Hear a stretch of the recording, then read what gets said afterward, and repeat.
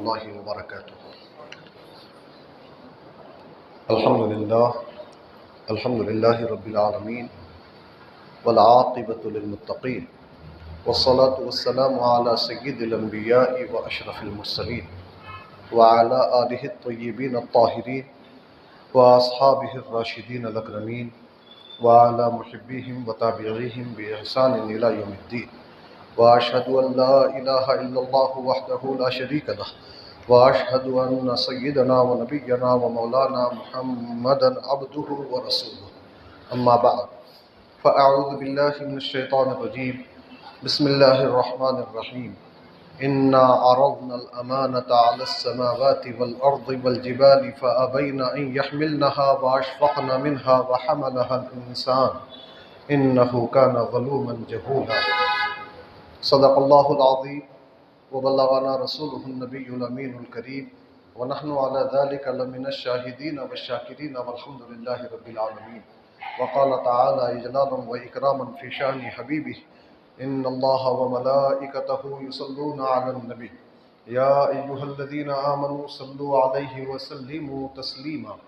اللهم رب صل وسلم وزد وبارك على سيدنا وسندنا وشفيعنا وحبيبنا ومولانا محمد معدن الجود والكرم وعلى آلہ وصحبہ اجمعین فی کل لمحۃ ونفس بعدد کل معلوم لک. بے شک ہم نے امانت کو آسمانوں پر، زمین پر اور پہاڑوں پر پیش کیا تو ان سبھوں نے اس امانت کو اٹھانے سے انکار کر دیا اور اس سے گھبرا گئے اور اسے انسان نے اٹھا لیا، اور انسان ظالم بھی ہے، جاہل بھی.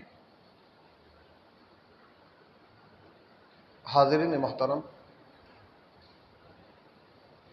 جس آیت مبارکہ کو سرنامہ بیان کے طور پر تلاوت کر کے میں نے اپنے آپ کو مشرف کیا ہے، اس کا ایک آسان سا ترجمہ آپ نے سماعت فرما دیا.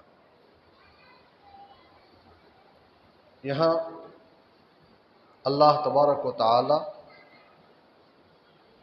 ایک امانت کی بات اور اس امانت کو پیش کرنے کی بات بیان کر رہا ہے. یہ امانت بہت عظیم ہے، بہت جلیل القدر ہے، بہت بڑی شان والی ہے، بہت بڑی فضیلت والی ہے، بہت بھاری ہے. ایسی بھاری ہے کہ آسمانوں نے بھی اپنی بڑائی کے باوجود، اپنی وسعت کے باوجود اس امانت کو قبول کرنے سے انکار کر دیا. گھبرا گئے، زمین بھی گھبرا گئی، پہاڑ بھی اپنی مضبوطی اور صلابت کے باوجود اس امانت کے بار کو اٹھانے سے گھبرا گئے اور انکار کر دیے، اور یہ امانت انسان نے اٹھا لی. یہ امانت ہے کیا؟ میں زیادہ تفصیل میں لے جائے بغیر مفسرین کے اقوال میں سے ایک چنندہ قول آپ کے سامنے پیش کرتا چلوں کہ یہ امانت جس کے بھاری ہونے کا ذکر کیا جا رہا ہے، جس کے اٹھانے سے آسمانوں، زمینوں اور پہاڑوں کے بھی گھبرا جانے کی بات ہو رہی ہے، وہ امانت ہے قرآن کریم. قرآن کریم ایک ایسی بھاری اور عظیم الشان اور ایک ایسی فضیلت والی امانت ہے کہ اسے انسان نے اٹھا لیا ہے، مگر انسان اس امانت کی حقیقت کو جانتا نہیں ہے، اس لیے جاہل کہلایا، اور اس امانت کا حق حقیقی معنی میں ادا نہیں کرتا، اس لیے اس کو اللہ نے ظالم بھی کہا. واقعتاً ہم جیسے اللہ کا حکم ہے، رسول پاک کا حکم ہے، بزرگان دین کا طریقہ ہے، اس سے دور ہوتے جا رہے ہیں. اللہ تبارک و تعالیٰ نے قرآن کریم میں فرمایا فَقْرَؤُوا مَا تَيَسَّرَ مِنَ الْقُرْآنِ، فرمایا فَقْرَؤُوا مَا تَيَسَّرَ مِنْهُ، کہ تم قرآن کریم میں جو تم کو آسان ہو پڑھتے رہو، قرآن کریم کی تلاوت کرتے رہو. اللہ نے فرمایا فَاذْكُرُونِي أَذْكُرْكُمْ، تم میرا ذکر کرو، میں تمہارا ذکر کروں گا. تو ذکر سے مراد کیا ہے؟ ایک معنی قرآن کریم ہے کہ کہ قرآن کریم تم پڑھتے رہو، تو قرآن کریم کے پڑھنے سے اللہ تبارک و تعالیٰ تمہارا ذکر کرتا رہے گا۔ اللہ نے فرمایا الا بذکر اللہ تطمئن القلوب، سنو اللہ کے ذکر سے دلوں کو چین حاصل ہوتا ہے، دلوں کو اطمینان حاصل ہوتا ہے۔ تو یہ اللہ کے ذکر سے مراد ایک معنی میں قرآن کریم ہے کہ قرآن کریم پڑھو تو دلوں کو چین ملتا ہے، دلوں کو سکون اور قرار ملتا ہے۔ یہ قرآن کریم ہے۔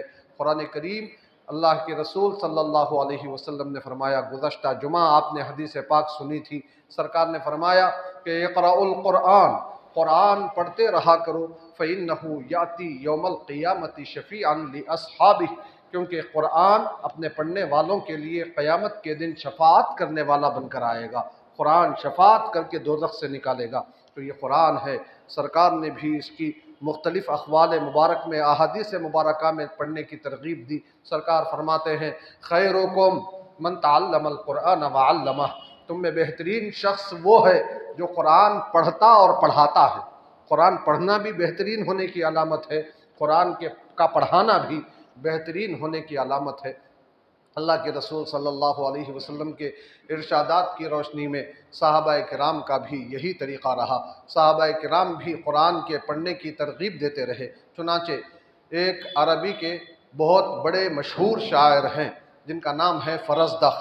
فرزدق شاعر، ان کی ایک دوسرے بڑے شاعر جریر جن کا نام تھا، وہ ان کا مذاق اڑاتے تھے۔ اپنے اشعار میں فرزدق شاعر کی ہجو کرتے تھے، ان کو عیب بتاتے تھے۔ کیا بتاتے تھے؟ کہ تم تو قیدی ہو۔ اپنے اشعار میں وہ ان کی بے عزتی کرنے کے لیے بار بار ان کے لیے قیدی کا لفظ استعمال کرتے تھے حضرت فرزدق کے بارے میں۔ تو حضرت فرزدق سے کسی نے پوچھا کہ یہ جریر شاعر تمہاری بے عزتی کیوں کرتے ہیں اور قیدی کیوں بتاتے ہیں؟ تمہارے قید کا کیا واقعہ ہے؟ قیدی بننے کا کیا واقعہ ہے؟ تو وہ کہتے ہیں کہ ایک مرتبہ میرے والد مجھے بولے کہ بیٹا چلو آؤ، ہم ابھی آئیں گے۔ تو میں اپنے والد کے ساتھ چلا۔ ہم آبادی سے باہر ویرانے میں پہنچے۔ ویرانے میں دیکھا کہ ایک بزرگ ہیں جو قرآن پاک کی تلاوت کرتے بیٹھے ہوئے ہیں۔ حالانکہ میرے والد بہت بڑے آدمی تھے، بہت بڑے عالم، بہت بڑے زبان کے جاننے والے، فصیح و بلیغ شاعر، مگر اس کے باوجود جیسے ہی اس بزرگ کے قریب پہنچے تو ان کی حالت بدل گئی۔ یہ بالکل عاجزی کا انداز اختیار کر لیے، اور پھر قریب پہنچے تو اپنی چپل بھی اتار دی۔ چپل اتار کر اس بزرگ کے قریب پہنچے جو وہاں ویرانے میں بیٹھ کر قرآن پاک کی تلاوت کر رہے تھے۔ تو وہاں پہنچے تو ان کو ادب سے سلام کیا، عاجزی اور انکساری کے ساتھ سلام کیا۔ وہ بزرگ متوجہ نہیں ہوئے۔ پھر کچھ دیر کے بعد دوبارہ سلام کیا تو اس بزرگ نے قرآن پاک کی تلاوت کو روکا، میرے والد کے سلام کا جواب دیا۔ تو میرے والد نے کہا کہ یہ میرا بیٹا ہے، فرزدق اس کا نام ہے، یہ بڑا شاعر ہے، بہترین اشعار کہتا ہے۔ تو یہ پوری تعریف سنی اس بزرگ نے فرمایا کہ ٹھیک ہے، تمہارا بیٹا بڑا شاعر ہوگا، اس سے کہو کہ وہ قرآن یاد کرے۔ بس اتنا ہی کہا، خاموش ہو گئے اور کچھ نہیں ارشاد فرمایا۔ اس کے بعد پھر وہ قرآن پڑھنے میں لگ گئے۔ وہاں سے ہم لوگ واپس ہوئے۔ فرزدق کہتے ہیں کہ ہم وہاں سے واپس آ رہے تھے تو میں اچانک رونے لگا تو میرے والد نے پوچھا میرے جگر کے ٹکڑے کیا بات ہے، تم کیوں رو رہے ہو؟ تو کہا کہ ابا جان رونے ہی کا تو معاملہ ہے کہ آپ اتنی بڑی شخصیت، اتنے بڑے شاعر، زبان و ادب کے ماہر، اور آپ ایک فقیر کے پاس جا کر عاجزی اور انکساری کا مظاہرہ کر کے ان سے گفتگو کر کے واپس آ رہے ہیں، یہ چیز مجھے ہضم نہیں ہوئی، اسی لیے میں رو رہا ہوں۔ تو اس وقت میں ان کے والد نے کہا خاموش ہو جاؤ، تمہیں معلوم نہیں وہ بزرگ کون تھے؟ کہا آپ کون تھے؟ فرمایا کہ وہ حضرت علی ابن ابی طالب رضی اللہ تعالیٰ، حضرت علی ابن ابی طالب۔ تو فرزدق شاعر کہنے لگے کہ مجھے حضرت علی نے قرآن یاد کرنے کا حکم دیا؟ کہا کہ ہاں، وہ حضرت علی تھے جنہوں نے تمہیں قرآن یاد کرنے کا حکم دیا ہے۔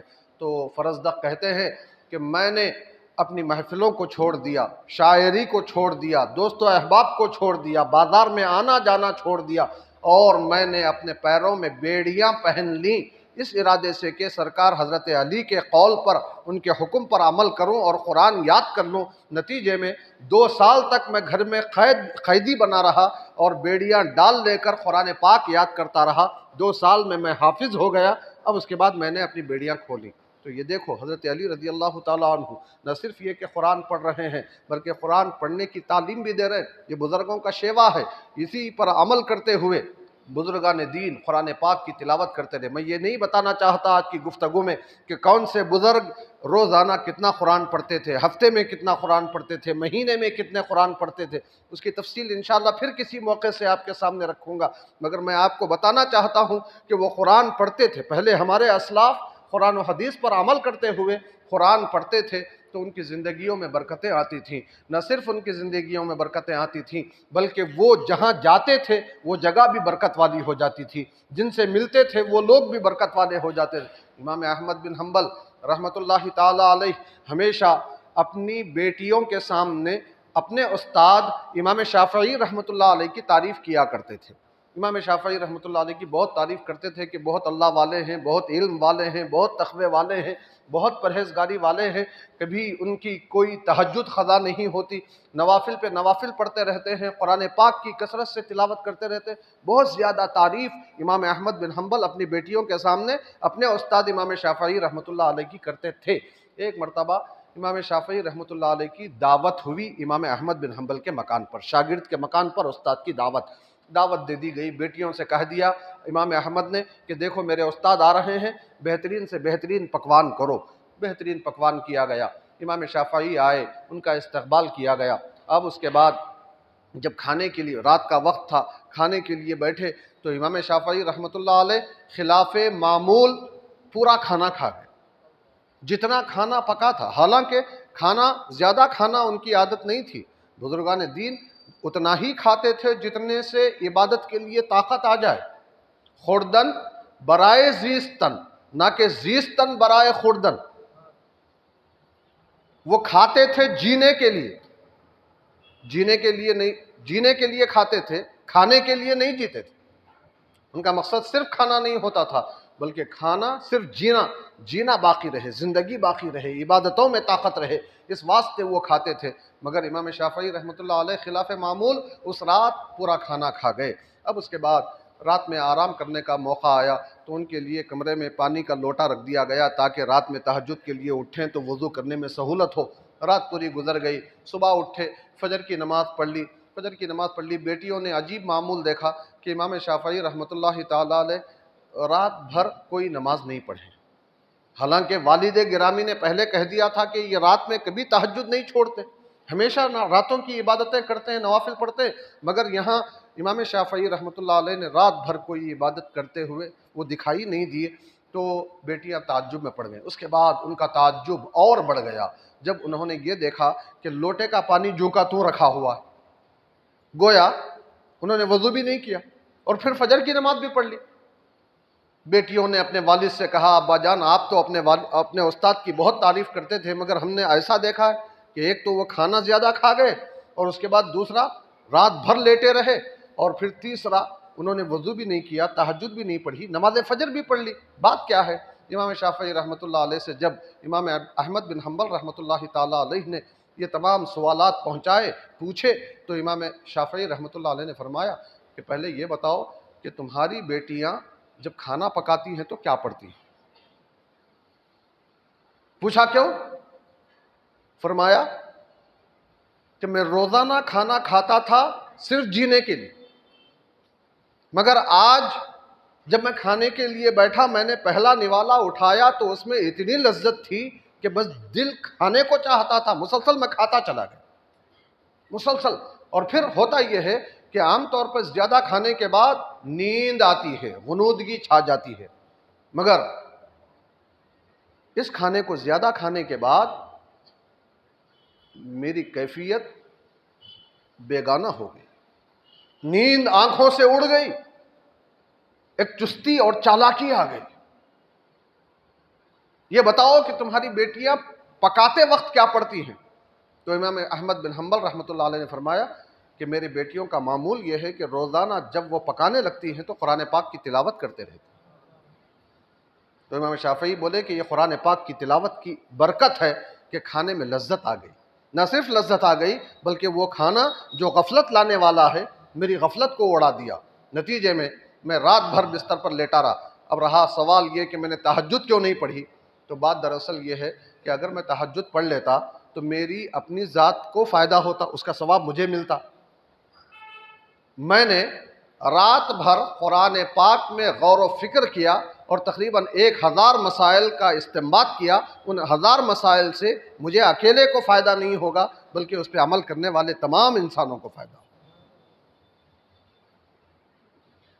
اور میں نے صبح اٹھنے کے بعد وضو اس لیے نہیں کیا، لوٹے میں پانی اس لیے رکھا رہ گیا کہ میں رات بھر سویا نہیں، ایک لمحے کے لیے بھی اونگھا نہیں، میرا وضو ٹوٹا نہیں، تو عشاء کے وضو سے میں نے فجر کی نماز پڑھی۔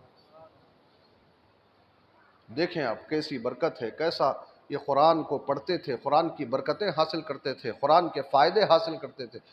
اب غور کرتے چلے جائیں، یہ تو اللہ والے ہیں، اللہ والوں کے واقعات بے شمار ہیں جو قرآن کی برکتوں سے فائدے اٹھاتے رہے۔ میں قریب کے زمانے کا ایک حقیقی واقعہ آپ کے سامنے پیش کرتا چلوں۔ علماء کرام فرماتے ہیں کہ ایک مدرسے میں، ایک جماعت میں 2 سہیلیاں پڑھتی تھیں، ایک مسلم تھی، غیر مسلم، چھوٹی بچیاں تھیں، اتفاق سے دونوں کے گھر بھی آزو بازو تھے۔ تو وہ غیر مسلم بچی فارغ اوقات میں کھیلنے کے لیے مسلم بچی کے گھر میں آتی تھی۔ اب وہ مسلم بچی کی جو ماں تھیں وہ بچوں کو قرآن پڑھاتی تھیں، استانی ماں۔ تو نتیجے میں یہ غیر مسلم بچی جب کھیلنے کے لیے آتی تھی تو یہ بھی اپنی سہیلی کے ساتھ اس کی ماں کے پاس قرآن پڑھنے بیٹھتی تھی۔ دیکھتے ہی دیکھتے اس نے قاعدہ ختم کر لیا، پھر قرآن بھی سیکھ لیا، پورا قرآن اس نے ختم کر لیا۔ دیکھتے ہی دیکھتے وہ بچی بڑی ہو گئی، اندرونی طور پر وہ قرآن کی برکتوں سے مسلمان ہو گئی، مگر اپنے اسلام کو اس نے چھپائے رکھا۔ اب اس کی شادی طے ہو گئی۔ جب شادی طے ہوئی تو وہ غیر مسلم بچی، بظاہر جو غیر مسلم تھی، اپنی استانی کے پاس آئی اور بولی کہ میری ایسی شادی طے ہو گئی ہے اور مجھے اب یہاں سے جانا ہے، قرآن سے میرا ربط ٹوٹ جائے گا، تعلق ختم ہو جائے گا، سمجھ میں نہیں آتا کیا کروں۔ تو استانی نے کہا ٹھیک ہے، میں ایک ترکیب لڑاتی ہوں، میں ایک تحفہ تمہیں دیتی ہوں، اس تحفے کے نچلے حصے میں قرآن پاک رکھ دیتی ہوں، وہ تحفہ تمہارے ساتھ تمہارے گھر پہنچ جائے گا شادی کے بعد، تو تم اس میں سے قرآن نکال کے چھپ کے پڑھتے رہے۔ اس نے ایسے ہی کیا۔ استانی نے قرآن ایک بہترین پیکٹ میں پیک کر کے اوپر سے دوسرے تحفے رکھ کر دلہن کے گھر پہنچایا اور یہ کہا کہ یہ بہترین پیک کیا ہوا تحفہ ہے اور بہترین تحفہ ہے، اس کو یہاں مت کھولنا، دلہے کے گھر میں کھولنا۔ اس پر عمل کیا گیا، بالآخر وہ قرآن وہاں پہنچ گیا۔ اب وہ جس نوجوان سے اس لڑکی کی شادی ہوئی وہ کٹر مسلمانوں کے خلاف غم و غصہ اس کے دل و دماغ میں بھرا ہوا، مسلمانوں سے بہت زیادہ بغض رکھنے والا۔ اب یہ لڑکی مسلسل شوہر کے گھر سے باہر جانے کے بعد قرآن نکالتی، قرآن کی تلاوت کرتی، چھپا کے رکھ دیتی۔ دیکھتے ہی دیکھتے وہ حاملہ ہو گئی۔ اب اس کو فکر ہوئی کہ میرا جو بچہ پیدا ہوگا کہیں وہ غیر مسلم نہ ہو جائے، میرے بچے کو بھی اسلام پہ چلانا ہے، اسی فکر میں رہی۔ اب اللہ کا کرنا ایسا ہوا کہ شوہر بیمار ہو گیا، تشخیص کروائی گئی تو کینسر نکلا اور ڈاکٹروں نے کہہ دیا کہ 1 مہینے کی زندگی باقی، 1 مہینے کے بعد تم مرنے والے ہو۔ وہ بڑی پریشانی میں آیا گھر کو اور اپنی بیوی سے کہنے لگا کہ میں تم سے بہت محبت کرتا ہوں، تم بہت ہی وفا شیار ہو، مگر کیا کریں کہ ہماری زندگی ختم ہونے والی ہے، اب ہمارا تمہارا ساتھ چھوٹنے والا ہے، بس 1 مہینہ میں زندہ رہوں گا۔ پوچھا کیا بات ہے؟ تو اس نے کہا کہ مجھے کینسر ہو گیا ہے اور ڈاکٹروں نے ایسا ایسا کہا ہے۔ تو اس لڑکی نے کہا کہ میرے پاس ایک منتر ہے، اگر آپ اجازت دیں تو میں آپ کو وہ پڑھ کے پھونکتی جاتی ہوں، اللہ چاہے، اپنے الفاظ میں بولی کہ ہمارا اپنا خدا چاہے تو پھر تم اچھے ہو جاؤ گے، تمہاری بیماری ختم ہو جائے گی۔ اب مرتا کیا نہ کرتا، اس کو تو علاج کی ضرورت تھی، اس نے اجازت دی۔ اب یہ بچی روزانہ سورہ فاتحہ پڑھ کر دم کر کے اپنے شوہر کو پانی پلاتی تھی۔ دیکھتے ہی دیکھتے 1 مہینہ گزر گیا۔ 1 مہینے کے بعد جا کر دوبارہ تشخیص کروائی تو ڈاکٹر پریشان ہو گئے اور کہنے لگے کہ تم کو تو کینسر نام کی کوئی چیز ہی نہیں، وہ گھر واپس آیا، آ کے پوچھا کہ تم کیا پڑھتی تھی کہ تمہارے منتر کی برکت سے میں اچھا ہو گیا، میرا کینسر جیسا مرض دور ہو گیا۔ تو اس وقت میں لڑکی نے پورا واقعہ سنایا کہ میں نے کوئی منتر نہیں پڑھا، بلکہ بچپن سے پورا واقعہ اس نے سنایا کہ میں ایسا ایک مسلم لڑکی کے پڑوس میں رہتی تھی اور اس کے ساتھ قرآن پڑھتی تھی، قرآن میں نے سیکھا، اسلام میں نے قبول کر لیا۔ اب تم کو جب یہ بیماری آئی تو میں نے کوئی منتر نہیں پڑھا، بلکہ قرآن ہی کا ایک سورہ پڑھ کر تم پر دم کرتی رہی، پانی پر دم کر کے تمہیں پڑھاتی رہی، اسی کی برکت کا نتیجہ ہے کہ تم صحت مند ہو گئے۔ تو اتنا سننا تھا کہ وہ بھی مسلمان ہو گیا۔ یہ حقیقی واقعہ۔ دیکھو قرآن کی برکت، ایسا عظیم الشان کلام، ایسی برکت والا کلام ہمارے پاس موجود ہے، اور ہمارا حال یہ ہے کہ اس کی طرف پلٹ کے ہی نہیں دیکھتے۔ نیا گھر بنایا، ختم قرآن کروایا، نئی دکان شروع کی، ختم قرآن کروایا، مگر المیہ یہ ہے کہ خود نہیں پڑھتے، کسی کو بلا کے پڑھوایا جاتا ہے۔ کیوں؟ اس لیے کہ ہم کو پڑھنے کی توفیق ہی نہیں ہوتی۔ یہ مت کہو کہ ہم نہیں پڑھتے، بلکہ ہم سے پڑھنے کی توفیق چھین لی گئی۔ بہت بڑے المیہ کی بات۔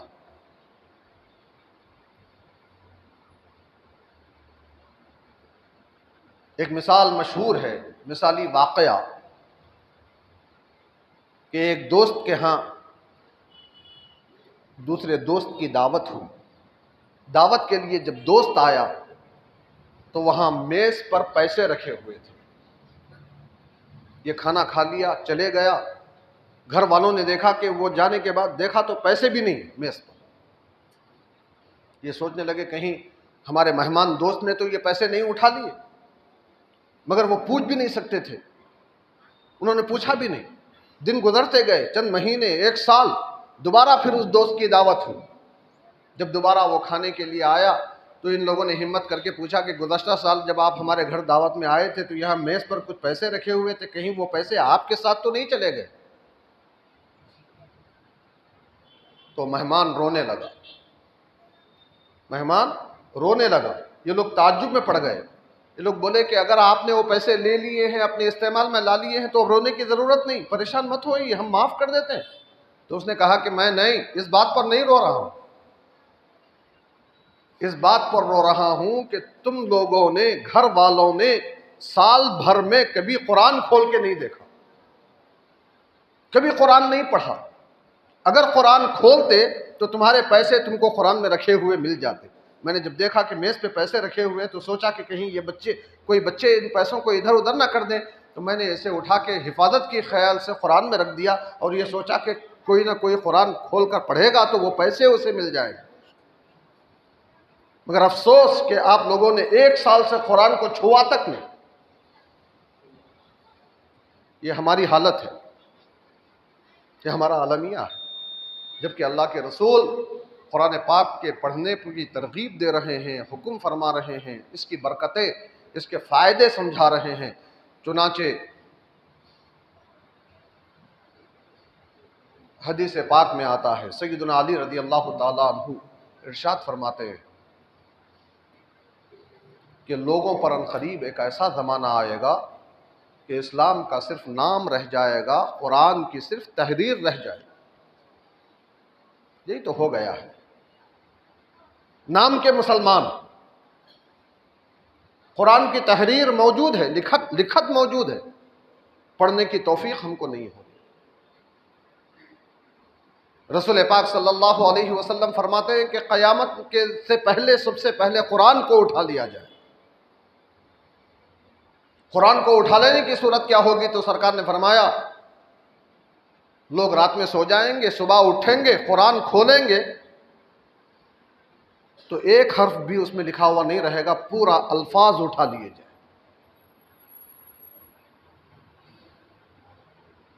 جتنا چھپا ہوا قرآن ہے، کہیں حروف قرآن باقی نہ رہے۔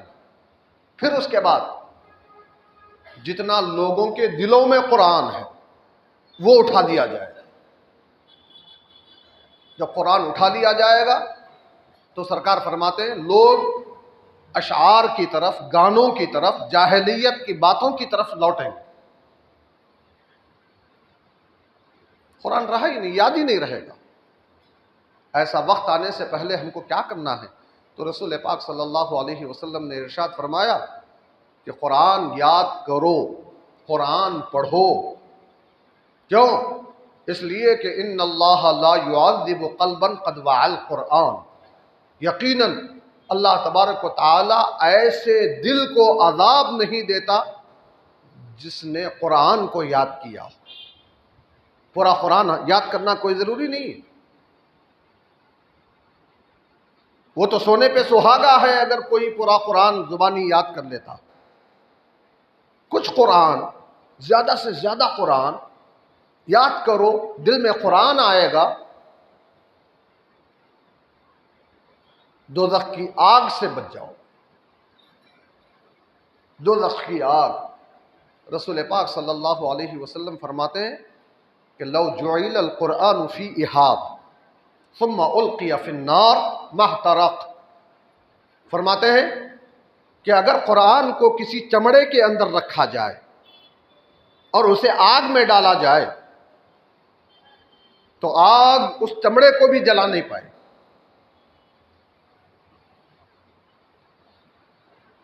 آپ کہیں گے دشمنان دین قرآن کو جلا رہے ہیں، جبکہ حدیث کہہ رہی ہے کہ چمڑے میں رکھ کے قرآن کو ڈال دیا جائے تو وہ چمڑا بھی نہیں جلے گا. یہ قرآن کیسے جل رہا ہے؟ تو دوسری حدیث سے اس کی وضاحت ہوتی ہے کہ اگر ایسا کبھی کوئی واقعہ پیش آ جاتا ہے تو اللہ تبارک و تعالی قرآن کے حروف کو اٹھا لیتا ہے، صرف کاغذ باقی رہ جاتا ہے. کاغذ جل رہا ہے، اصل حروف قرآن کو اللہ اٹھا لیتا ہے. آپ بولیں گے بہت ساری جگہ قرآن دشمنان دین نے جلایا تو اس کے حروف بھی نظر آ رہے تھے. یہ ایمان والوں کے لیے امتحان کے طور پہ نظر آ رہے تھے کہ ایمان والے رسول پاک کے قول کو یقین کے ساتھ مانتے ہیں کہ نہیں مانتے. ورنہ دکھائی دینے والے حروف حقیقی حروف نہیں، حقیقی حروف کو تو اللہ تبارک و تعالیٰ نے اٹھا دیا. تو یہیں پر شارحین حدیث فرماتے ہیں کہ جب چمڑے کے اندر قرآن کو رکھ کے آگ میں ڈالا جائے تو آگ نہیں جلا پائے گی چمڑے کو، تو اس سے مراد انسان کا سینہ ہے. کیونکہ سرکار یہ بھی فرما سکتے تھے کہ اگر قرآن کو آگ میں ڈالا جائے تو آگ قرآن کو نہیں جلائے گی. یہ نہیں فرمایا، بلکہ فرمایا اگر قرآن کو چمڑے میں رکھو اور چمڑے کو آگ میں ڈالو. یہ چمڑے سے مراد جسم انسانی ہے. اس کے اندر اگر قرآن آ جائے آگ نہیں جلائے. دوزخ کے عذاب سے بچ جاؤ. دوزخ کے عذاب سے قرآن کو یاد کرو، زیادہ سے زیادہ پڑھو. سرکار فرماتے ہیں من استظہر القرآن، جو قرآن حفظ کر لے، حافظ قرآن بن جائے، خفف عن والدیہ، اس کے ماں باپ کے عذاب میں کمی کر دی جائے. پڑھنے والا بچہ قرآن پڑھ کے حافظ بن رہا ہے، ماں باپ کے عذاب میں کمی کی جائے. وَإِن كَانَا مُشْرِكَيْنِ، اگرچہ کہ ماں باپ دونوں کے دونوں مشرک ہی کیوں نہ ہو، مسلمان نہیں ہیں. غیر مسلموں کا بیٹا بھی اگر حافظ بن جائے تو غیر مسلموں کو بھی عذاب میں کمی کی جائے گی. تو سوچو، ہم تو مسلمان ہیں، اگر ہمارا بچہ قرآن حفظ کر لے، قرآن کو پڑھ لے، ہم کو تو پڑھنا ہے ہی، ہمارے بچوں کی طرف بھی ہم کو توجہ دینے کی ضرورت ہے کہ ہمارے بچے بھی اگر قرآن پڑھ لیں گے تو ہم تو مسلمان ہیں، مشرک نہیں ہیں. جب مشرکوں کے عذاب میں تخفیف ہو سکتی ہے تو ایمان والوں کے عذاب میں کیوں تخفیف نہیں ہوگی؟ یقیناً ہوگی. یقیناً یہ قرآن باعث برکت ہے. ایسا عظیم الشان کلام بڑی امانت ہے، ایسی بڑی امانت ہے کہ جس کو اٹھانے سے آسمان بھی عاجز آ گئے، زمین بھی عاجز آ گئی، پہاڑ بھی اس کو اٹھا نہ سکے. انسان نے اسے اٹھا لیا. اب انسان نے جب اٹھا لیا ہے تو اللہ فرما رہا انہ کان ظلوما جہولا، انسان ظالم بھی ہے، جاہل بھی ہے۔ ظالم اس اعتبار سے کہ قرآن رکھا ہوا ہے، یہ پڑھ نہیں رہا، قرآن رکھا ہوا ہے، یہ یاد کر کے فائدہ نہیں اٹھا رہا۔ جاہل اس لیے کہ یہ قرآن کی حقیقت سے ناواقف ہے۔ تو ہم کو واقف کار بننے کی ضرورت ہے، ہم کو ظالم ہونے سے بچنے کی ضرورت ہے، ہمیں قرآن سے اپنے تعلق کو جوڑنے کی ضرورت ہے تاکہ ہم ظالم اور جاہل نہ کہلائیں۔ اللہ تعالیٰ سے دعا فرمائیں کہ الہ العالمین رحم فرما، کرم فرما، اپنے کلام پاک سے ہمارے تعلق کو مضبوط فرما، جیسا قرآن کو پڑھنا چاہیے ویسا پڑھنے کی توفیق عطا فرما، قرآن پاک کے احکام پر عمل کرنے کی توفیق عطا فرما۔ الہ العالمین جملہ گناہوں سے بچنے کی قوت، نیکیاں کرنے کی توفیق عطا فرما۔ الہ العالمین صحت و عافیت کے ساتھ، ایمان و سلامتی کے ساتھ لمبی زندگی، عزت کی عطا فرما، ایمان کی موت نصیب فرما۔ وصلی اللہ وسلم علی خیر خلقہ سیدنا محمد وآلہ وصحبہ اجمعین والحمد للہ رب العالمین۔ صفحہ درود